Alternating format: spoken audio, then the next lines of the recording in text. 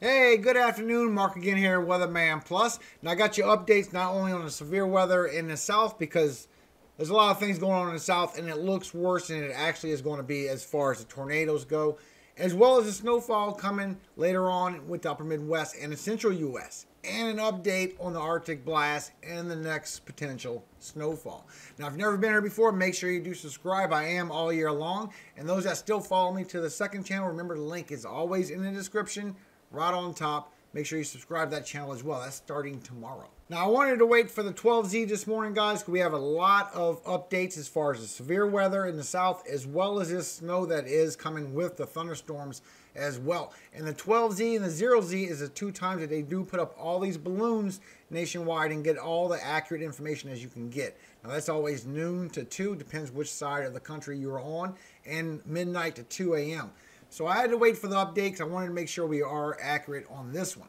Now, we do have potential chance for up to 2 inches of hail for your severe weather for today right here in this section.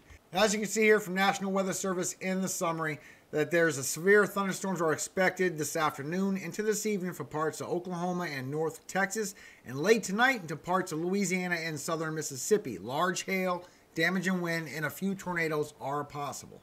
As well as an update on this snowfall that is coming and the storms with the snowfall, guys. I'm still showing the same information as I'm showing yesterday, a little bit heavier, a little bit lighter according to National Weather Service, but it is going more northern with a snowfall for Wisconsin. And remember, this link is in the description always for you as well. All you do is click on this section. It'll give you what you get on these winter storm warnings, or if you're getting some of this bad weather like you have in Texas. Very little humidity, if anything, with the winds possibility, and you have the fire risk, so just be aware of that. But these warnings will start to come out. All you do is click on your area, you scroll down, and according to National Weather Service, what you're going to be getting, as well as your radar, live radar. And I'll put this link for you as well. You know I do it every year for you guys, your pollen count. This time of year, it's just starting to get starting. But you are in all this high for all this red. And remember, it is zoomable all the way into your area. So you can see if you're in high pollen count or medium or hardly any.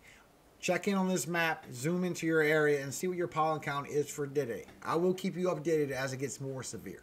So the first storm is going to build up, and it is going to do a lot of that severe weather. Because of that, it has upgraded with your flooding as well. Getting the snowfall on a wraparound, and then as you go through Friday morning, it's going to go through Iowa, Wisconsin, and upper Midwest. Still bringing a lot of rainfall to everybody else. And then as it goes through Friday to Saturday, then you still got severe weather in the east to southeast, according to National Weather Service. It's not a whole bunch, I will show you, as this storm goes up to the northeast. And that's our first system. And you can see with high resolution rapid refresh, as this storm comes in this afternoon, you get some snow in Colorado for your wraparound. But you get a lot of storms for Kansas and a lot for Oklahoma as well. And it really kicks off around 6 for Oklahoma. I will go through that for you. But as you see, you go through, you get a lot of snowfall, you get a lot of storms, and a lot of it is going to build up mostly for Kansas, because everybody else is not going to be in the temperatures for it. But these storms are going to start reaching over Iowa or into the early morning hours, getting some snowfall on the wraparound. But all this heavy snowfall is going to be tricky. So your temperatures at 850 millibars will be freezing, so this will be turning into snow, so you definitely will see it. But as far as it sticking to the ground, it's not going to be quite cold enough. Stick to your grass and surfaces like that, but the streets and everything is just going to be sloshy, maybe messy, and maybe just turning right back to rain. But you will see this come down, and you'll see all the snow, and it'll be a lot of snow coming with it. Maybe even some thunder snow. I really expect that, especially by the time you get into 9 and 10 o'clock tonight, a big group possible for some thunder snow. You see how it starts adding up for Colorado this afternoon. Then it goes into Kansas and makes its way for Iowa come tomorrow morning, according to high resolution rapid refresh. And when you look at the latest run, it takes it even less. This is all the way until 9 o'clock tonight, still barely getting any. You are really fighting these temperatures. Now the name is saying you're still going to have accumulation and you're still going to have periods of snow. But it's a little bit lighter as you go into Friday from Iowa into Wisconsin. But it is showing heavier snowfall for Kansas towards Iowa. And the rest of y'all are just going to be seeing some rain. A little over an inch in all this yellow. All these strips of red is 2 inches Like for Oklahoma, you have some bad cells coming through later, I'll show you. And for the southern half of Kansas, that does not turn into snow. I think a lot of Kansas is going to see some snow and some thunder snow. And you're going to get some precipitation for northern Missouri that should not turn into any snowfall. It should look like over an inch. And go up towards Michigan. Central Michigan looks like it's going to be the heaviest with over an inch. And it's not going to be snowfall, it's going to be rain. And then you have the severe weather that's going to be overnight into the morning for the south in southern Arkansas, northern Mississippi, northern Alabama, northern Georgia. Maybe an inch of rainfall. But so far, it is showing that you can get some major snowfall for Kansas. As you go through Iowa, it gets heavy again as you go through Friday morning. Then as it goes through Wisconsin, you can get another strip of wide range, 3 to 5 inches. Very small area. Everybody else is going to be getting rain. And you can see this when you look at the snowfall as it goes through Kansas. I showed you that. As it goes through Iowa, when you look through the NAM, and this is through the midnight hours or early morning hours, and you can see how you do have snow coming down. Matter of fact, your temperatures up above are well freezing to be having this snow coming down. But when you look at your temperatures on the ground, on whether it's going to stick or not, it's going to be a little bit of accumulation, but it's going to be wishy-washy in between sections where it's going to be a lot of mix as well. So it's not really going to freeze up too good as it passes by to Wisconsin neither.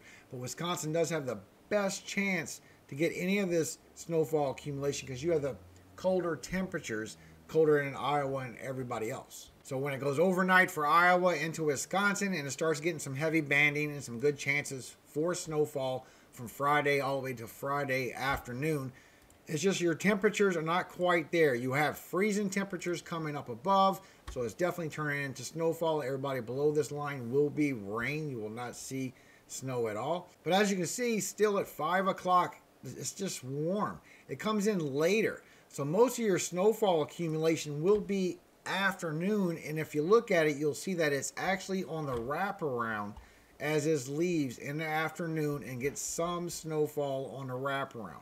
That's when your freezing temperatures on the ground will let it stick. You get more towards freezing. But before that, you'll see it. But I'll say once it hits 7 o'clock and on, then it'll start sticking. And that includes northern Michigan as well. You get into the freezing temperatures for northeastern Michigan while you get into 7, 8 o'clock at night. And you get some good freezing temperatures for northern Michigan. Everybody else is still just a little bit too warm as this storm passes by y'all, and it goes right off into Canada. An update shows from National Weather Service until you get to Friday morning that it will be some for Colorado, New Mexico, and a little bit for Kansas. You might even get 3 to 5 inches in the center of Kansas of accumulation. But once you get to Friday morning, it really lightens up for Iowa, goes across Wisconsin and Michigan into Canada, but it really lightens up with a little strip of 1 to 3. That's it. Now, National Weather Service has put this out for Colorado. The heaviest snowfall amounts are expected in the foothills over the Palmer Divide, south and east of the Denver metro areas to Lyman, and over the mountains east of the Divide. And here's your snowfall accumulation of what you're going to be getting this morning all the way to Friday when this passes by, guys. You're going to get this much more snow than what you're getting. And Denver is pretty much 2 to 3 all around you. Higher elevations definitely getting 4 to 6. But you're expecting another 2 to 3 inches out of this.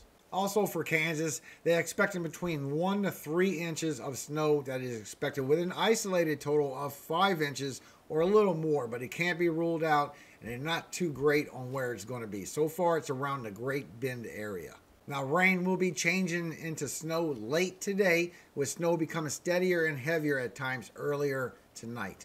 But the strong north winds, 30 to 40 miles per hour, will reduce your visibility to 1 mile or less just because of blowing snow, so just be aware. Plus, your severe weather threat for today, you are in the marginal in this green and the slight risk in this yellow. And your tornado risk has gone up a little bit. You're in 2% right here for northern Texas and Oklahoma. That's because you do have some cells passing through starting around 6 p.m. tonight. And you do have it for early morning hours when this band of nasty storms I showed y'all yesterday does pass through. There is some loose rogue cells getting some shear that is going to create a problem. So you do have 2% and 5% in this brown. 4 tornadoes for today. And here's your cities and states in the tornado risk, with your biggest area of risk being New Orleans, Louisiana, Baton Rouge, Louisiana, Metairie, Louisiana, Lafayette, Louisiana, and Gulfport, Mississippi. and this is your 2% right here. Plus your flash flooding risk, you are in the marginal area in this green section for today till tomorrow morning.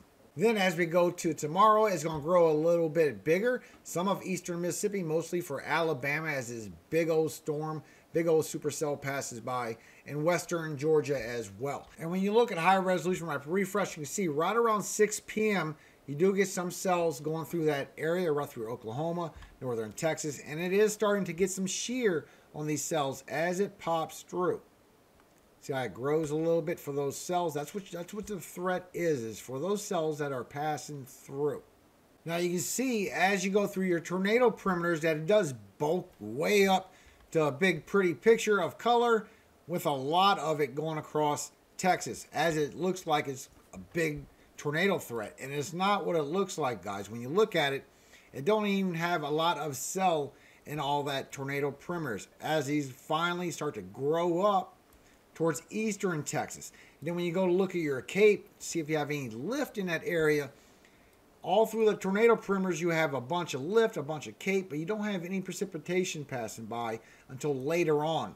And this is the cape values that you have for those cells. So it is some serious cells passing through, but it's not going to be until later tonight for eastern Texas going into Louisiana, northern Louisiana.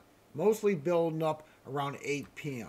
But if you look at your tornado perimeters and really don't know what you're looking at, it looks like it got real serious right here over Texas. And that's just false, guys, because when you look at it, there's nothing in that region. So it will be this cluster right here from eastern Texas going into northern Louisiana as you go into 9 o'clock tonight and get into northern Louisiana by 10 all the way till midnight. Very strong cells. It's going all morning long across northern Louisiana. And each one of these with the cape values do have a lot of chance to get some lift.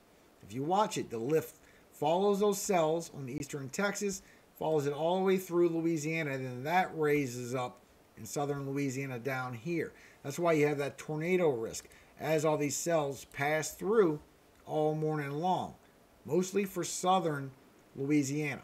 These are going to be some nasty storms, and there's going to be some thunderstorms, a lot of lightning in a minute. You need to watch out for some potential hail. I've seen a lot of lightning. But as far as tornadoes, it's going to be where the lift is. These cells down here, like early in the morning for Louisiana, that's where your cape is. That's where your lift is coming in at.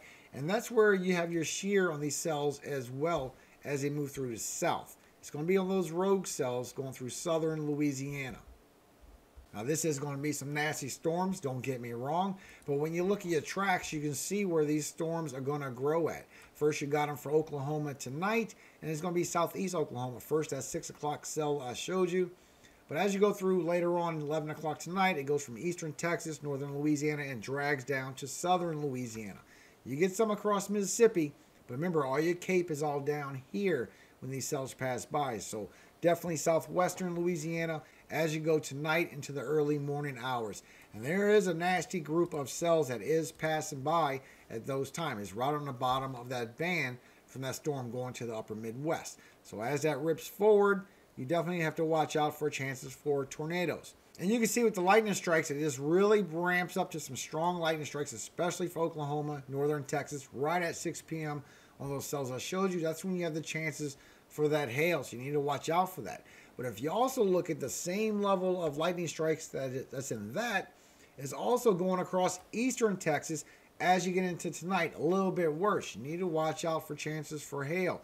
Anywhere where you see all these long-lived, very white lightning strikes, you need to watch out for your chances for hail. Look how it goes into Louisiana later tonight.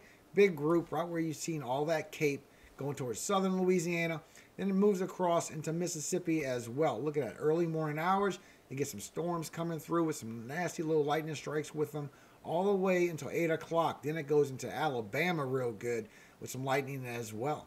And so far, HRRR shows that it does bring 40 miles per hour wind gusts with it as that surface low spins up and starts to head north. But it starts getting 50 right at 7, 8 o'clock when you get those cells passing through all the way to 11 and 12 o'clock. 1 o'clock start dying down a little bit, but it's still rolling with 40 and 50 miles per hour wind gusts. It's especially for northern Texas, Oklahoma, and for Kansas as well. Now for tomorrow, you will have the marginal risk in all this green for severe weather, slight risk in these 2 pockets for severe weather. And you do have some wind that's coming with that and some chances for hail, a lot of lightning in these storms. But your chances for tornadoes as well. Big 2% in all this green and 2 big pockets of 5% chances for tornadoes for tomorrow as you go Friday into Saturday. And here's your cities and states in the tornado threat for tomorrow. New Orleans, Louisiana, Louisville, Kentucky, Montgomery, Alabama, Mobile, Alabama, and Columbus, Georgia for your biggest threat. And this is your 2%. All the way to Cincinnati, Ohio. Now, as you go by tomorrow morning, you're going to have these thunderstorms going through northern Mississippi, Arkansas, all the way up to this snowstorm. But as you go through the morning of Mississippi, early in the morning for Friday, you start getting these cells across North Shore, Louisiana, and southern Mississippi. Now, if you don't know what you're doing and you're just trying to show somebody some fear, guys, you show them all this. You say, oh, this is going to ramp way up. Look at these big tornado threat, 10 out of 10 with all that purple. Big chance for tornadoes.